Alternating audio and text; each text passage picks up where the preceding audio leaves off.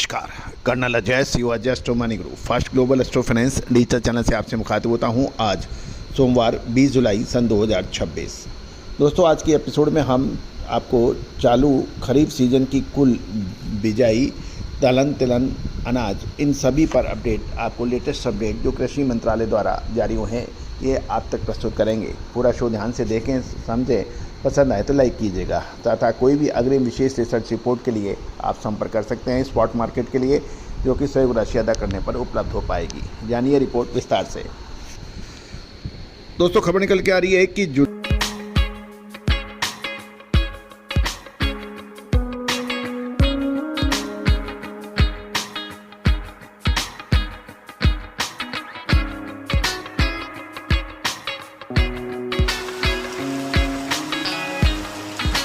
के प्रथम पखवाड़े में देश के कई हिस्सों में हुई अच्छी बारिश, जिससे कृषि गतिविधियां तेज हो गई हैं। लेकिन इसके बावजूद चालू खरीफ सीजन में बुआई की कुल रफ्तार पिछले साल के मुकाबले धीमी बनी हुई है। कृषि मंत्रालय द्वारा जारी ताज़ा आंकड़ों के अनुसार वर्तमान खरीफ सीजन में फसलों की कुल बुआई 6.03% की गिरावट दर्ज हो रही है। अब तक देश में कुल 658.19 लाख हेक्टेयर क्षेत्र में बिजाई पूरी हो चुकी है, जबकि पिछले साल की समान अवधि में ये 700.47 लाख हेक्टेयर था। इसका प्रमुख कारण भारतीय मौसम विभाग IMD के अनुसार 1 जून से 19 जुलाई के बीच देश में वास्तविक बरसात सामान्य से 24% कम रही और इस अवधि के दौरान सामान्यतः होने वाली 332.5 मिलीमीटर बारिश के मुकाबले मात्र 253.2 मिलीमीटर बरसात हुई, जो सामान्य से 24% कम है।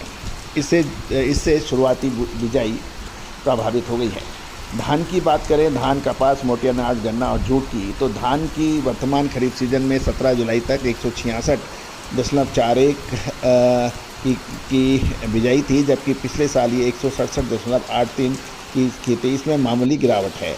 साथ साथ यदि कपास में देखें तो कपास के अंदर लगभग 5.96% की कमी है और इसके अलावा जो भारी गिरावट की बात की जा रही है वो मोटे अनाज की है, जिसके अंदर लगभग जो गिरावट है वो सबसे अधिक बताई जा रही है। पिछले साल ये मसाले, खुशबू और प्योर झाग टेस्ट से भर दे हर जुबां पे स्वाद। एवरीडे मसाले, देश का स्वाद। 134.09 थी, जो इस बार घटकर 119.03 लाख हेक्टेयर में हुई है। गन्ने की बात करें तो थोड़ी सी अधिक है। पिछले साल ये 56.72 लाख हेक्टेयर में थी, इस बार ये 57.58 लाख हेक्टेयर में हुई है।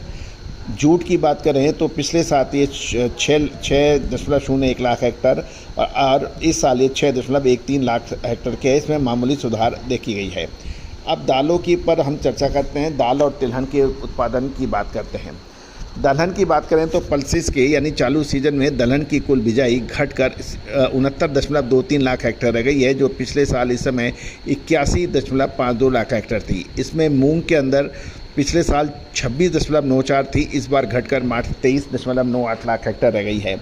उड़द की बात करें तो पिछले साल ये 14.36 लाख हेक्टेयर थी, इस साल घटकर 13.51 लाख हेक्टेयर रह गई है। तुअर की बात करें तो पिछले साल 30.17 लाख हेक्टेयर थी, इस बार घटकर 24.80 लाख हेक्टेयर रह गई है। मोट की बात करें तो इसमें सबसे ज़्यादा कम बिजाई है, इसमें 7.49 लाख हेक्टेयर के मुकाबले 4.62 लाख हेक्टेयर रह गई है। मोट में सबसे कम बिजाई की खबर है। अब हम ऑयल सीड्स यानी तिलहन पे बात कर लेते हैं। तिलहन फसलों की कुल रकबा इस साल 147.09 लाख हेक्टेयर दर्ज किया है, जो पिछले वर्ष की समान अवधि में 155.72 लाख हेक्टेयर से काफ़ी कम है। सोयाबीन की बिजाई घटकर 106.02 लाख हेक्टेयर, पिछले साल ये 111.05 लाख हेक्टेयर थी। मूंगफली की जो बिजाई है 34.52 लाख हेक्टेयर, पिछले साल ये 37.69 लाख हेक्टेयर थी। शीशम यानी तिल बुआई शुद्धता ऐसी जो हर घर की पसंद बने। सुधा महेश ठक्कर, हल्दी के विश्वसनीय निर्यातक। आज ही संपर्क करें। 5.12 लाख हेक्टेयर, पिछले साल ये 5.95 लाख हेक्टेयर थी। अब जो पॉजिटिव बात है वो सनफ्लावर की यानी सूरजमुखी की बिजाई 88,000 हेक्टेयर थी, पिछले साल ये मात्र 53,000 हेक्टेयर थी। ये बढ़त में है। अरंडी की बिजाई 43,000 हेक्टेयर में ही हुई है। पिछले साल ये 40,000 हेक्टेयर में हुई थी। यानी कुल मिलाकर सारांश में कैस्टर और सूरजमुखी की बिजाई प्लस है। शीशम, मूंगफली और सोयाबीन की तिलहन में कमज़ोर है। अब मोटे अनाज के अंदर जहां सबसे ज़्यादा कमी देखी जा रही है, मोटे अनाज के अंदर मक्का। साल 2026 में लाल मिर्च, हल्दी और धनिये में तेजी के बाद क्या अब जीरे की बारी? साल 2023 के अंदर हमारा ऐतिहासिक तेजी और फिर मंदी का अग्रिम अनुमान सही साबित हुआ था। Now at a decisive moment, contact for Spot Market Special Research Report. पिछले साल ये 71.50 लाख हेक्टेयर से घटकर मात्र 67.89 लाख हेक्टेयर रही है।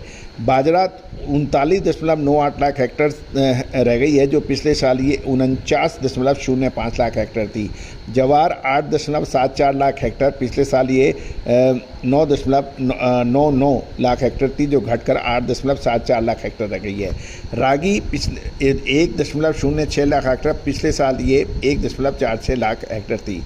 निष्कर्ष के रूप में बात करें तो हालिया मानसून बारिश ने किसानों को कुछ राहत अवश्य दी है, लेकिन आगामी हफ्तों में बारिश की निरंतरता यह तय करेगी खरीफ फसलों के उत्पादन में ये अंतर कितना जल्दी खत्म होगा या फिर और वाइडर होगा, जिससे उत्पादन प्रभावित होगा। दोस्तों, ये सभी जानकारियाँ आपको रिसर्च व अनुसंधान के लिए दी जा रही है और आंकड़े हर संभव हमने विश्वस्त सूत्रों से लिए हैं। फिर भी इसके अंदर कुछ परिवर्तन हो सकता है, ये संभावना है। दोस्तों, आपको याद होगा हमने साउथ वेस्ट मानसून की शुरुआत में ही आपको कहा था कि मानसून डिले है और वो जून के बजाय जुलाई के अंत में आ सकता है। नतीजा आपके सामने है। इसके अलावा हमने नौतपा पे भी एक अपडेट किया था कि इस बार नौतपा खंडित हो गया है। इससे मानसून परेशानी में आ सकता है और इसमें कम बरसात और असामान्य बरसात हो सकती है। अनेक स्थानों पर अलग अलग तरीके से, कहीं सूखा, कहीं तेज़ बरसात, इसलिए फसलों को नुकसान होने की प्रबल संभावना बन सकती है। ये हमने आपको मानसून शुरू होने से पहले ये अपडेट दिया था। दोस्तों, कहा जाता है कि फाइनेंशियल एस्ट्रोलॉजी वो अद्भुत विद्या है जो कि प्राचीन भारत की सबसे कठिन और महत्वपूर्ण विद्या थी, जिसके माध्यम से भारत सोने की चिड़िया के रूप में जाना जाता था। सटीक विश्लेषण, अग्रिम अनुमान, ये बाजार में कामयाबी का मूल मंत्र है। और दोस्तों, आप भी चाहते हैं टेक्निकल एनालिसिस, फंडामेंटल एनालिसिस और एस्ट्रो इकोनॉमिक्स यानी फाइनेंशियल एस्ट्रोलॉजी का अद्भुत संगम आपको एक जगह मिले, तो आप संपर्क कर सकते हैं। All the very best, good luck, happy trading.